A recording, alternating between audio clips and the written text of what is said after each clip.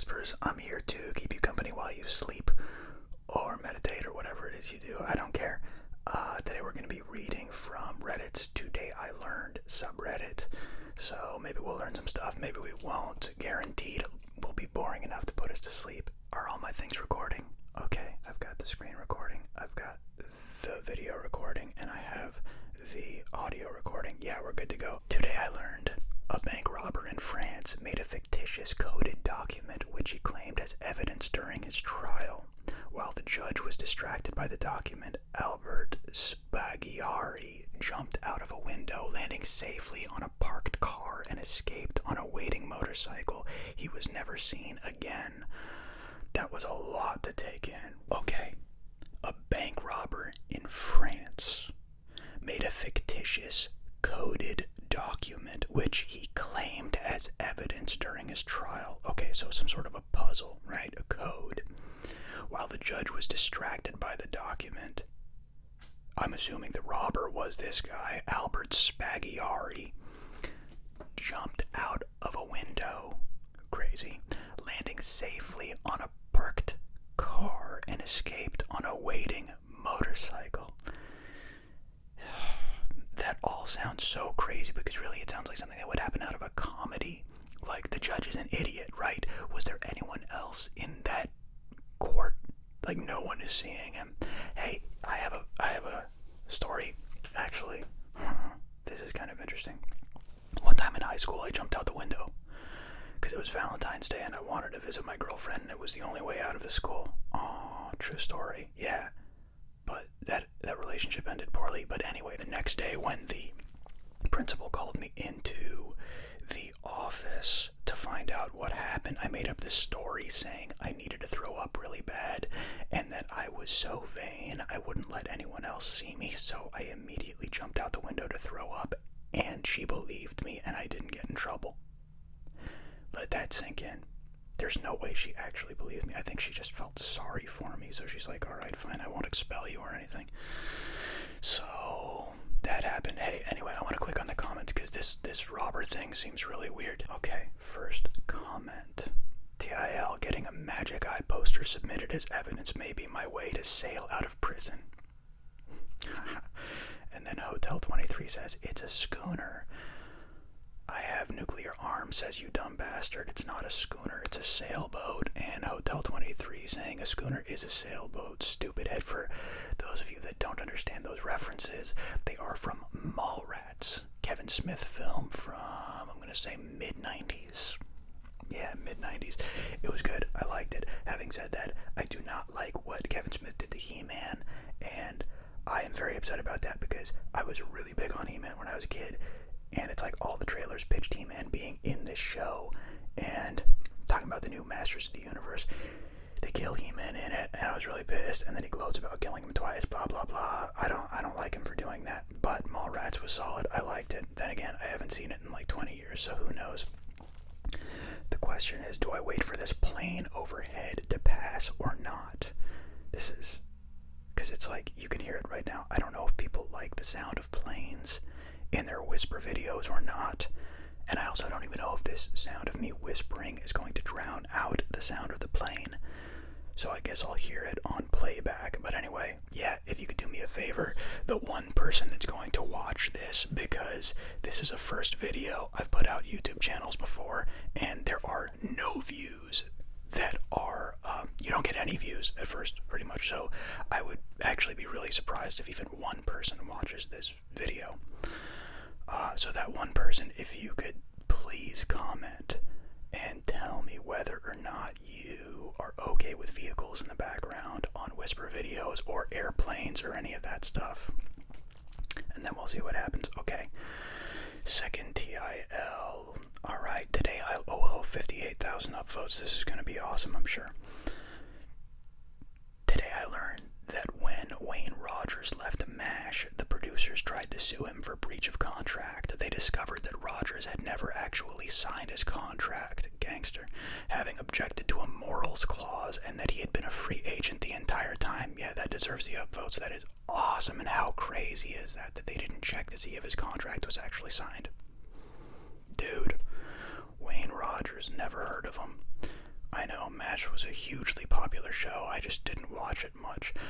Retro Metro Show says he wouldn't sign the morals clause on principle, and he asked the execs who ran the studio to sign one first, but they refused, which is pretty funny. Wow, that's crazy. And then Fly Over Me says that's such a Trapper thing to do, so I guess that guy's name is Trapper in the show. Let's see what the next comment is. And the sprinklers just turned on. I really am curious how much of the garbage background noise you guys are going to be hearing in this. And if it's still pleasing, if I should continue talking, if I should record at a later time, or what. I probably won't. Okay, Skeleton3 says, I worked at a company that wanted... I'm curious if you guys can even see this stuff. Here, can I move this here? I worked at a company that wanted me to sign an NDA. I told them to send it to me and I would. They never sent it to me, so I was not under NDA the whole time I worked there. It never amounted to anything as I acted like I was on NDA just on principle, but I did think it was funny. They just effed that up. Yeah, that happened to me also. I had a situation where someone gave me an NDA at my work and never signed it. Just business as usual, but it's kind of funny that it's such a non-disclosure agreement is what that means for the people that don't know what an NDA is. It means you're not allowed to talk about the stuff you're working on with anyone under the threat of being sued. They sued you, maybe jail, depending on how sensitive the stuff is. And yeah, I never signed my NDAs, but you know, I'm not gonna share secrets or anything. That's a quick way to not get a job again. Okay, so very cool. That's what happened with that. Let's look at the time just to make sure I'm not like going way too far over. Okay, today I learned King Gillette invent. I gotta stop this. Hey, sorry, I just had like an hour-long phone call. I don't know if I look any different. Anyway, let's keep going to where we were. TIL, King Gillette, inventor of the safety razor, was a socialist who wrote a book on describing his vision of the U.S. population living in a single utopian metropolis building powered by Niagara Falls. Only 1 in 7 people would need to work, and it would be free of money and thus free of crime. Yeah, but how, plausible was it? How practical was it? Let's read some comments. McBodie, 1978, says, man, it would suck to be that one guy who's had to work while your 6 buddies were out playing golf. Playing disc golf. Yeah, totally. I just showed some leg there. You like that? Plot twist, I'm in boxers. Imagine there'd be a slave uprising every now and then, says the OP sojourning CPA. Let's see what the other comments say. Manny French says, TIL, that King is a legit first name. Yeah, that's what I was gonna say. King Gillette. The guy's name is King Gillette. The only other King I know is from Tekken. I think. Wasn't that one fighter with the lion head or tiger head named King? Am I crazy? I think he is. Let's see. Dr. Pepper is my doctor, says he later realized that he could sell razor blade refills for $4 each and said, screw it, let's get rich. 100%. That is 100% what happened. Okay, let's move on. TIL that Christy McCall died while pushing one of her children out of the way of a speedboat owned by a billionaire. A deckhand claimed he and not the billionaire was responsible for piloting the boat. He paid a fine of $90 to avoid prison. Well, of course that happened. Alright, and then the comments. The True Flex Cabana looks like they wrote part of an excerpt of the article on the 18th of December 2000. She and her sons went diving at the Chenkanab Reef. I'm assuming I'm saying that right. Part of the National Marine Park of Cozumel, in a designated driving area that watercraft were restricted from entering. Wow. So he says that's effed up. They had no business having a boat there. True. Well, that sucks. I don't like that. Oh, what the heck? I guess I will just say this because someone had something kind of interesting to say. Noggin T Nog says, I grew up Christy. She was a big favorite of my mom. When she released her last album, we'd put it on in the car and sing our hearts out. I highly recommend In These Shoes and England to Columbia Zero. England to Columbia Zero. When I heard of her death and how she died, I was heartbroken. Her life was so unimportant to those who ended it. My daughter is due December 1st, and I will be singing Christy's songs to her and continuing to remember her through sharing, listening to, and singing her music too. Sad. Yeah, that sucks. I want to be happy, so I'm going to move on. Let's go. Today I learned that an episode of Beverly Hills 90210 upset many parents because a teenage character suffered no consequences and showed no remorse for losing her virginity, prompting the network to punish the characters via a pregnancy scare. That's pretty hilarious. How dare you not feel remorse for losing your virginity? When then? When are you supposed to do it? Let's see the comments. Gashcat, good name, strong name, says, on TV, at least during that era, if you were unmarried, you could get pregnant by barely touching a person of the opposite sex, but if you were married, you couldn't get pregnant without some medical intervention. Okay. In response to that, Prince O. Wales says, I know in Frasier the network forced the writers to make a character, Roz, have a baby because a woman couldn't be having that much sex with no consequences. I remember that. I guess. Whatever, not too enthused with this one. I don't really care that much. Alright, moving on. Today I learned Obsidian was denied a bonus from completion of Fallout New Vegas because the game scored an 84 on Metacritic, 1 point under the contractual 85. That's crazy. I do play games. I've played games forever. I haven't played Fallout. Actually, I take it back. I've played Fallout for like maybe an hour or two. But obviously in gaming, that's nothing. You know what I'm talking about. So I didn't even know. I'm assuming Obsidian is the developer. And they were denied a bonus from completion because of a Metacritic score. Dude, plot twist. So, one of the people on the other side of that contract worked for Metacritic and dropped the score just so they wouldn't have to pay out. Right? Maybe. Alleged. That's what I'm just saying. Let's see. Comments.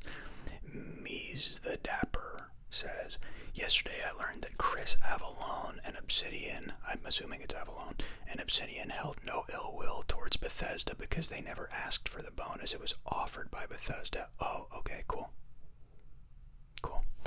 The Big China says, this makes sense. Nobody banks on a bonus that requires you to basically make one of the best games of the year. Cool. Santichrist says, everyone is angry for some reason when it was a bonus Bethesda put up that Obsidian didn't even demand, and as far as I know, Obsidian didn't even care because it was a bonus. They'd already gotten their money. Alright, well, cool. Good. That's good to know. Everyone's happy. I'm happy. Today I learned airline crews are categorized as radiation workers in the U.S. and receive more radiation exposure on an annual basis than nuclear power plant workers. I have heard something like this before. Like, people are always freaking out about radiation, like from microwaves and what else? Where else do they care about radiation? I think, believe it or not, I think it was even being compared to the Fukushima disaster. The surrounding outskirts when using a Geiger counter was...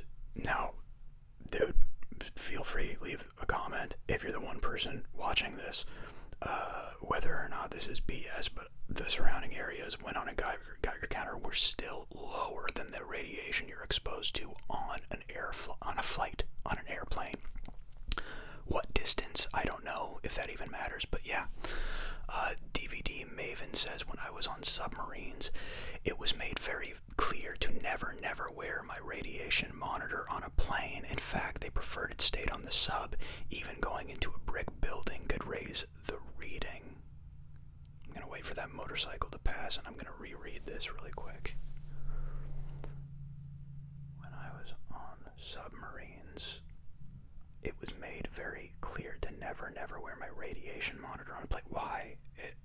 Am I confusing radiation monitor with Geiger counter? In fact, they preferred it stayed on the sub. Even going into a brick building could raise the so this guy after, or a girl, whatever, more detail please, why and what would happen. They respond, the radiation monitor would show that a lot of radiation had been received, and it would seem like that radiation came from the reactor on the submarine. When someone looked at the radiation monitor later, the amount of guys, I'm so sorry, this is kind of boring me halfway through, and I don't know why, but I need to move on. Okay. Manic at all? Yeah, I'm weird. Also, that motorcycle in the background is seriously bothering me, and I'm just waiting for it to leave. I don't know why. Just to give you a little insight, obviously I like really quiet backgrounds, and so I don't know if I'm autistic or what, but I always have to wear headphones, for example, when I go into grocery stores, because I can't stand the background music. Just little things bother me, and especially this kind of stuff.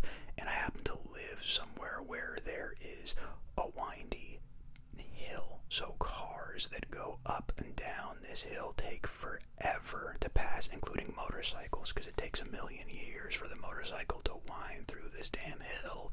So instead of a motorcycle passing by the house, where it's just like, it's like, it takes forever. Yeah, okay, moving on. Today I learned there were no tomatoes, potatoes, blueberries, peanuts, corn, beans, chocolate, vanilla, or tobacco in the old world. I'm gonna read that again because it was very pleasing to just list off foods, in my opinion. I'm gonna read all of them again. Today I learned there were no tomatoes, potatoes, blueberries, peanuts, corn, beans. I'm gonna start it over. Last time, I swear, I promise, I'm so sorry. Today I learned there were no tomatoes, potatoes, blueberries, peanuts, corn, beans, chocolate, vanilla, or tobacco in the old world about the year 1500. Until about the year 1500, as they are native to the Americas. This was part of the Columbian Exchange, which also included many other plants, animals, fungi, and diseases. Okay, go ahead and toss diseases in there when everything else was all really nice plants. You want some plants? Well, yeah, animals, of course, bring them. Fungi, I love truffles. And diseases. What? No, keep them. Too late. Here you go. Ebola. No. Let's look at some comments. Jackus Kurzip, is that a real name? What? Jackus Kurzip. Jackus Kurzip, I guess. Well, you mean certain species of beans, not beans in general. I'm sure Pythagoras belonged to a cult that thought that beans are poisonous or something about beans. This is too deep. I don't know if my brain is melting and it's too late, but these comments aren't making sense to me. Alright, here we go. 13 Gecko says, plus chilies, capsicum, peppers, squash, and pumpkins. Hey, cool. Imeru says, wow, so Indian curry, tomato, onion, meat, spices is relatively recent. Forgive my ignorance, but what were some staple foods in India before then? Registered nurse says that is so loud. Registered nurse says instead of tomatoes we used Malabar tamarind or Garcinia gumigata and regular tamarind, Tamarindus indica. Okay, Wile E. Coyote. In South India, black pepper instead of chilies, etc., etc. Okay, cool. Let's move on. Come on, we gotta get like a banger here. Let's something really cool. Okay, posted by While False Repeat. Today I learned of Forrest Spaulding, who in 1938 drafted a library bill of rights against censorship. When challenged for a library copy of Mein Kampf, he responded, if more people had read it, Hitler's despotism might have been prevented. I'm assuming that means assholeness might have been prevented. Spaulding's bill was later adopted by the American Library Association. Oh, cool. So this guy is pretty much why we have free speech in libraries. I dig it. Opiate Lifer says Mein Kampf, that's a hell of a name. Mein Kampf is actually an interesting read aside from the boring and repetitive anti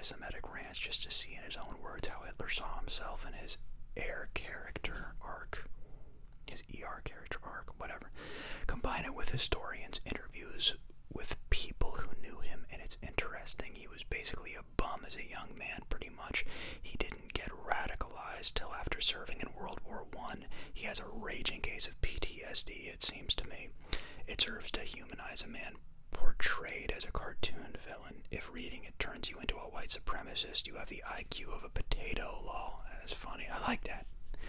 Thank you for your comment, Opiate Lifer. And Noxella says it serves to, quoting Opiate Lifer when he said it serves to humanize a man portrayed as a cartoon villain.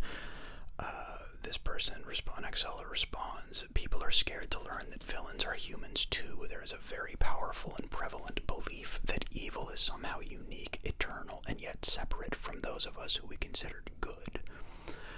Most everyone you know could have been a Nazi prison guard too if they were born a young adult in Hitler's Germany. It would do everyone well to accept that reality, and to learn from it rather than protest that such potential does not sit inside their heart. It sits inside the heart of every man, always having the potential to manifest if one is not mindful of it. Yeah, I guess I believe all that stuff. Right now, I just care about the motorcycle in the background. I don't want him to shut the fuck up. Thank you for your contribution to that. I gotta skip this one. Russian Revolution. I just don't care. Let's read. Come on. All right.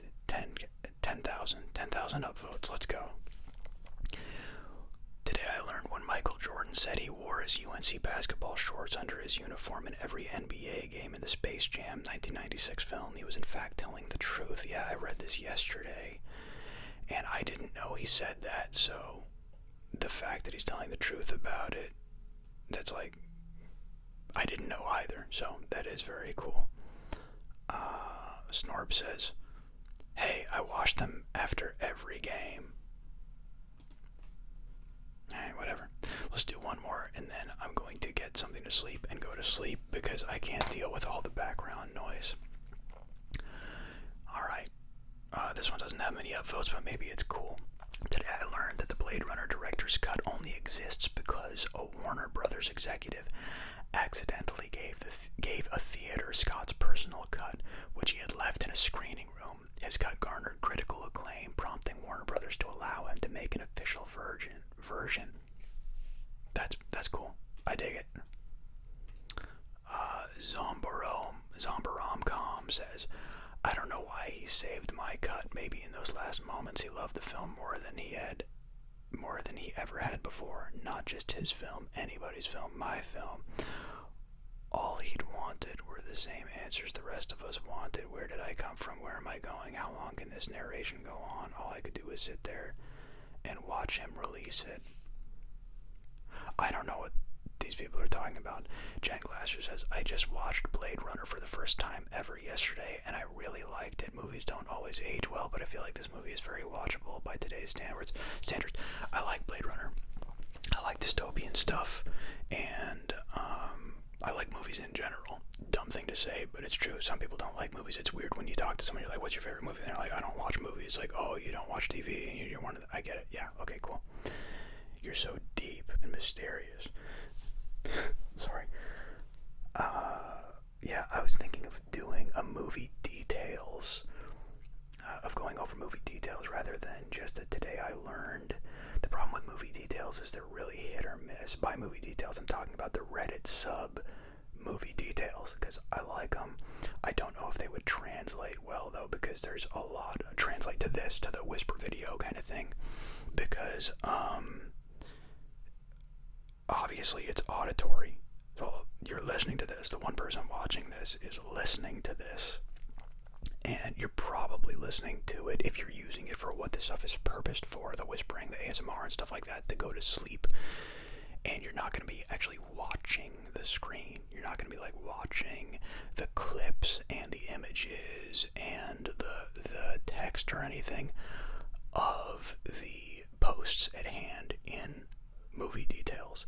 So I don't know if it's worth it. Whereas this, today I learned stuff, is all just, it's whisperable, if you will.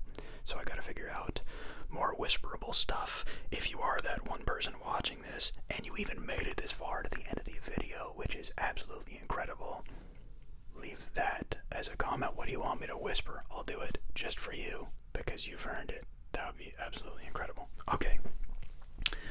That's it. I'm going to wrap up, and I'm going to go and edit this, and if this is actually a decent cut, unlike the other 2 times I've tried this, I'll go ahead and release it, and this will be my first YouTube video on David Whispers. That's it. Thanks for hanging in there. You're awesome. Go get some sleep. If you haven't passed out already,